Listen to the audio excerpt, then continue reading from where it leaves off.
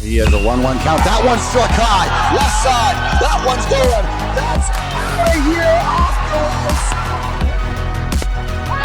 You have to be kidding me.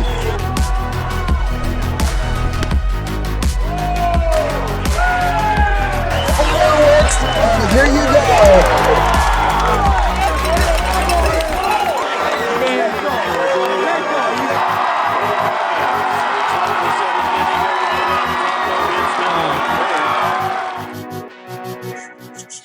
Welcome in, everybody. Week 7 rankings are here week by week. We are just getting closer and closer to the postseason and talking about postseason. Class 1A, Class 2A kick things off Saturday for all the teams that didn't get a bye. We get going Saturday, Andrew, and we are going to be talking teams in Carroll. We're going to be talking teams in Cedar Rapids. It's just wild that we are already at this point, but we're gearing up. Andrew and I are getting picks ready. We're getting lists out ready. I mean, Rockfin stuff is coming around the corner, and this week is really picking up the pace. We're excited for you guys to see that. But hey, Class 1A rankings, Week 7. This might be the final edition. I'm not sure how that's going to work. We're going to talk about that, but it very well could be if we decide to get one out before the postseason. If we don't, nevertheless, I mean, the numbers don't really matter too much at this point. Too much. We got everyone's path lined up for Carroll. But let's get going here.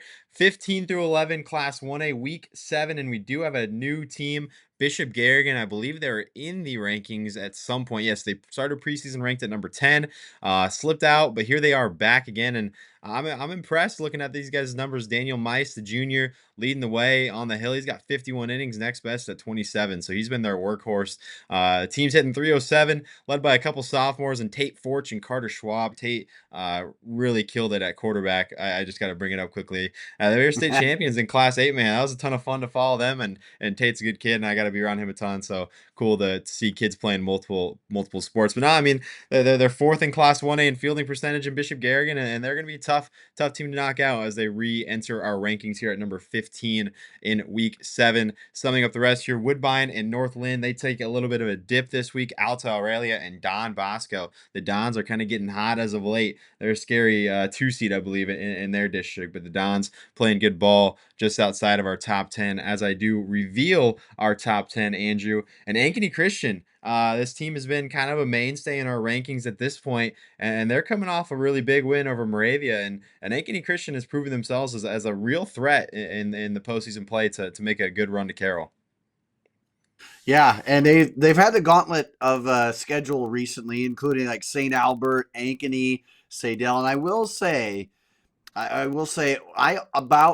many people watched Ankeny Christian take down 4A's Ankeny. It was all the way until the 7th inning in which they had a lead, and it was so well played. This is a very good group, and I think the ultimate thing for them is just Ankeny had a little bit more depth. In the end, Ankeny Christian, they've shown that they can handle themselves with anybody. Obviously, Eli Christensen's going to be kind of one of the big guys to look out for. But man, they've got a lineup that they can really put together that's really well. Again, 14 wins.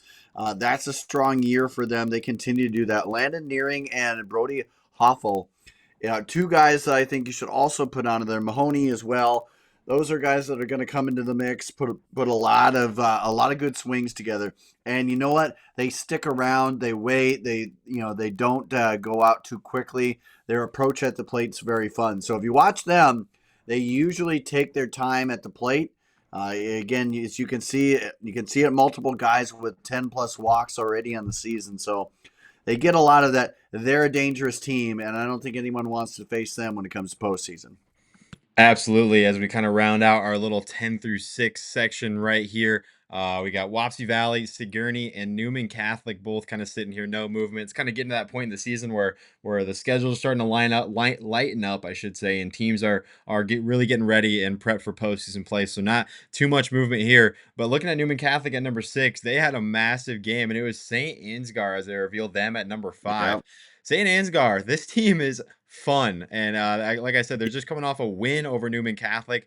Really big reason as to why they're here at this point right now. Jay Schweistow did throw in that game. He actually got touched up a little, gave up 4 earned, 8 hits through 6 innings. He struck out 8, but nevertheless, they got the big win. And St. Ansgar 19-2 at this point. Playing really good ball, Andrew. We know about their pitching staff. I mean, they're number 1 in the class in pitching staff. St. Ansgar, I mean, this is a fun team, and it's a team I know we talk about on a weekly basis, but I feel like not a lot of people know about this squad and how dangerous they are. Well, my goodness, they are kind of that complete team. And once again, what do we see them doing? Beating Newman Catholic, right? How many times across this season, Kate, have we said Newman Catholic losing to a 1A squad? I have, it's a rarity. And it's a rarity almost every year. But here you have St. Ansgar coming through. They're putting up quite a show here. They have found out, and I talked about them before the season. You and I both did, but this is a team, this is a program that now knows how to win against the big dogs, and they've done that. Again, in Newman, they now have their number, right? And that's kind of the biggest threat when you get to the postseason. This is a team that can steal. They're top 10 stolen base team, and not only that, 8th in overall hitting at a 340 plus average.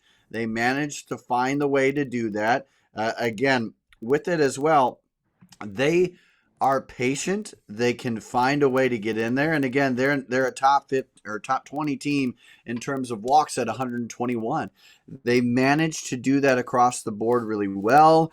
And it may not be flashy all over, but they do a lot of things well. It may not be great at them, aside from pitching. I think that's great, but they managed to hang around. So they put themselves routinely in the position that if they're down, one swing can change it, right? That's where you want to be. You want to hang around, or you want to get the lead. You want to make sure that you're in control, and they find a way to be in control most of the time, and they did against Newman.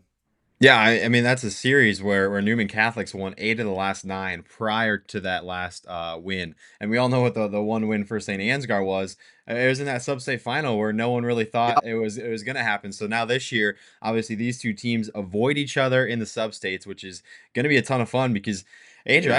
I could 100% see this as a. I don't think it'll be a quarterfinal. I could see it as a semifinal or two teams playing for a state title. Both those teams are that good, and to be able to separate them and have those teams not have to play to get to Carroll is a huge plus, and both those squads really deserve it. So excited to see those two on their way. And I got to say, St. Ansgar, this is a really a team with not a ton of seniors. Obviously, you got Sparrow in the lineup leading the way, and you got Beelan making contributions. But Schweistow's a junior, Gus Walk is a junior, Porter Schweistow's an 8th grader throwing in 20 innings at a .34 ERA. I mean, this team not only is well equipped for this year to make a run, but this team's going to be well equipped next year as well. So super exciting to watch. But this isn't preseason rankings for next year. This is rankings this week as we move along to number 4, and that is Linville Sully. They do take a dip. Really nothing crazy here. Just kind of a team kind of jumping over them. But Linville Sully, Andrew, we talk about them. This is going to be a favorite in Class 1A if this squad is able to make a run to Carroll because they are so fun to watch. They lead the class in batting average, lead the class in home runs, lead it in RBI. I know you're the stats guy, so I probably took some of the ones that you're going to talk about. But this team just feels like anything you mention offensively, these guys are top 10 in. Yeah, and I think ultimately the fielding, they're just as well. They're good there, and I think ultimately, they didn't have a whole lot of action this week, and I think the ranker just looked at it as, hey, week by week does matter, right? Your report card matters as well, but we all know Linville Sully, they're gonna go far. We know it at this point. Like you mentioned, it's a fun exercise we get to do here at the end. Ultimately, they know their path, they know where they're going to go, and yes, it does get a little lighter once you get ready and starting to gear up for the postseason. But this team finds a way to make it happen. I mean, they have one of the lowest batting average against in terms of pitching wise. And again, number 2, I would say, number 2 as it pulls up here, a 7 ERA. That is huge. They have 217 strikeouts. And yeah, man, this team finds a way with a lot of guys on there that make it happen. And we know what Noun Harder does. I mean, at this point, I think through 22 wins on their schedule, we've seen what they're capable of doing. But of course, beyond that, you got to look at guys that can really put up a lot of good numbers. CJ Nickel is a senior that I think you also have to look at here. He has 30 total bases, but he has 20 walks. And ultimately, you have nearly 10 guys with 10 or more walks. And that's patience, man. They force you into situations where you have to throw over a strike, or they just pluck one for you. Again, nearly 10 guys with 20 or more RBIs. And again, from Downharder, Montgomery, Syke, Gosling, Matson. I mean, and you look at some of those guys are juniors as well. Obviously, Nickel, Downharder as well, and Montgomery, or Syke as well, as we mentioned. Those are seniors. But guys, you got Richards there. Jaden Richards doing some well. Connor Deal getting some looks. This is a team that is kind of set up, and they have that depth ready to come up next year. So a lot to like about where the Hawks are. Absolutely. A lot to like about Linville Soli as usual, and a lot to like in Burlington, Notre Dame. They drop one spot again. Nothing crazy here. Just kind of Remsen getting the bump after just an instant classic with Akron Westfield. But before we talk about that, Burlington, Notre Dame, I mean, I remember last year looking at their stats and saying this team doesn't lose the Class 1A opponents. Well, it's the same story this year. They don't lose the Class 1A opponents, Andrew. They don't lose the Class 2A opponents either. Their only losses on the year are to 4A Cedar Falls, 3A Central DeWitt, and 3A Assumption. And on top of that, they've beaten the likes of North Scott. They've beaten the likes of Wapsie Valley, beaten Don Bosco. I mean, this team's resume is extremely impressive. They don't play a ton of close games. This team is beating up a lot of the squads put in front of them. And it's a team well equipped. I mean, you look at Bound, their power index, you don't know what all goes into it, but they're saying this is the number one team in Class 1A, and for good reason. This squad is loaded and ready to go on their run to Merchants Park. And they have the 7th strongest schedule that 1A can produce. And that means a lot. I mean, ultimately, teams just can't hit against them. 160 overall. They've given up just 42 earned runs. And yeah, they're a team that does go up several weight classes in order to take on other opponents. And they can still say that they have that mark there. They can still say that they put out all that good stuff. And again, it's fun to watch. Ultimately, a lot of guys do produce here, and it truly is up and down the lineup that this happens. And ultimately, I love what all of them bring to the table here. Again, a couple sophomores to note. Olson is the easiest one to say, but I'd be Habrichter. Habrichter. I'm sorry, Habrichter. Yeah. Those are two guys I think you definitely want to look out for. Again, ultimately, you have 4 guys with over 40 total bases. That puts a lot of pressure on. They do walk a ton here. Again, 112 walks on the year overall. Yeah, they put a lot of push there. But Brent, I really like what he brings to the table. Their RBI leader, and man, you look at down the line, you have guys like Brent with 6 doubles, a couple triples, a couple home runs, and you know what? There's just a lot of it, right? There's a lot of expansion variety. Obviously, Landry, as we mentioned, he's the guy that leads in doubles. But they have a good punch out when it comes to the strikeouts. Jackson Sadler, I want to put out what he's doing right now. Teams hitting 145 against them, and Schwenker also 100. Teams are hitting horribly against these two guys, and they're kind of the good 1-2 punch. Protzman, also a sophomore, putting out some good work there. 33 strikeouts in his own right. And nobody is over a 208 average against any one of these pitchers. So it means something. And again, they're not going up against 3A opponents. They're back into 1A where they have just dominated. So ultimately, this is a team that can find themselves making it easy through the postseason. Yeah, no doubt. Burlington Notre Dame stoked up and ready to go into the postseason as we do reveal number 2 and number 1. Just kind of business here. Remsen, our ranker, decided, even though despite the walk-off, he kept him at number 2. He put Akron Westfield at number 1 as I revealed both of those. Andrew, you were on site. I'm going to post that walk-off home run on Instagram tomorrow. That was insane. Go ahead and talk. I mean, I'm going to hand it off to you here because I haven't seen Remsen this year. I haven't seen Akron Westfield this year. Talk about what you saw and how these teams kind of compare and contrast, in terms of their makeup. Man, these teams have a lot of depth to them. They are really fun to watch. and they are not quick to the trigger. What I saw there from Remsen St. Mary's is they were down to their final out. And then, a guy who had come into it, not to lighten up the stat sheet there, got on base, not via the hit, but, he managed to find his way on earlier. But up until that point, they were looking down the barrel of 12 strikeouts from Gaswint from Akron Westfield. And it was hard for them past that first inning, which they scored their only one run prior. It was hard for them to really make it. In fact, most of the runners in scoring position happened in the first 2 to 3 innings. The rest of it, they just didn't have much there. And in fact, again, the home run happened with the guy on first. So it wasn't like there was a lot of opportunity there. This is a team that, if anybody wondered with all those who were gone, if they'd still be at the same caliber, and I can say yes. I said it throughout the broadcast that this is a team that with one strike could change the outcome, and they did it on the final out. But I will say, Akron Westfield had nothing to be ashamed of. They certainly put up a great performance. Gaswint, if you have not heard of that name for Akron Westfield, you have to put that in your book now, because Remsen St. Mary's is they're a good hitting team. They've always been. But they really couldn't find much out past that first inning against them. And this was a team, too, that, down 1-0, going into past 3, where can we find it?